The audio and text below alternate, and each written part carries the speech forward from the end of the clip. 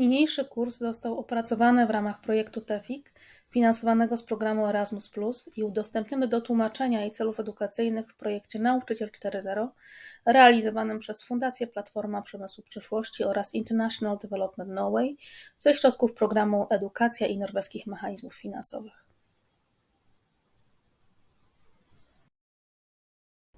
Welcome to the sixth element in the TEFFIC series of pedagogical elements supporting the training for Industry 4.0. In the last video, we studied the importance of learning spaces for efficient, effective and engaging learning process for Industry 4.0. In this video, we will study specific factors which are important for forming student teams that are successful in learning Industry 4.0 aspects by solving learning tasks. In TEFFIC, we have identified two major axes that are important when forming the teams. 1. To provide a platform for acquiring multidisciplinary competence, the teams should be composed by students with different backgrounds or preferences in engineering fields. Examples of this is mechanics, manufacturing, industrial economics, electrics, mechanics, computer sciences, and so on. 2. The second axis is the different roles that must be filled in a group which are related to differences in the student's personality or preferences.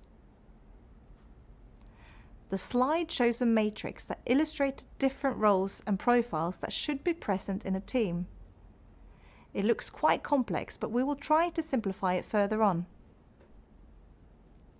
The different student backgrounds or fields of interest are quite self-explanatory, but the role or personality axis demands a further explanation. One approach to forming successful student teams is based on the research of Dr. M.Belbin. This is also the foundation for proven tools that are applicable when forming well-functioning teams. Belbin describes 9 different roles, divided into 3 main categories that normally are present in successful teams. The good news is that a person can cover several roles in a category, but it is important that the 3 categories are catered for. The first category is the thought-oriented roles.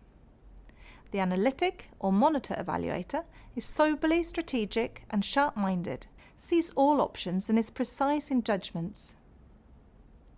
The specialist is oriented towards the subject at hand, self-motivated and focused on their work, represent professional pride and professionalism within their field. The plant or ideator is creative, imaginative, unconventional and solves difficult problems. The second category is the action-oriented roles. The implementer is disciplined, reliable, conservative and effective, transforms ideas to practical actions. The completer or finisher is scrupulous and exact, discovers errors and omissions, complies with deadlines. The shaper is challenging, dynamic and thrives under pressure, has energy and a courage to overcome challenges. The third category is the people-oriented roles. The coordinator is mature and confident, a leader who is focused on goals and decisions and easily delegate responsibility. The team player is cooperative, mild, emphatic, diplomatic. They listen and mitigate frictions in the group.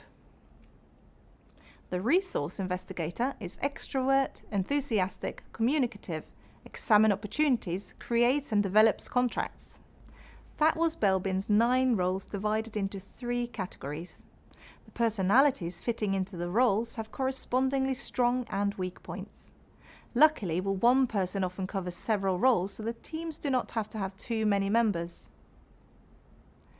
The bottom line is that the more boxes you can tick in the role profile matrix, the more successful the teams are likely to be in their learning activities. After you've finished this video, take some time to reflect upon and suggest answers to these questions. 1. How do you think you can organize the composition of student teams in your classes?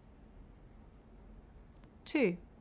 Do you think it can be useful to rotate the team composition in regular intervals, or should students stick to the same group throughout the course?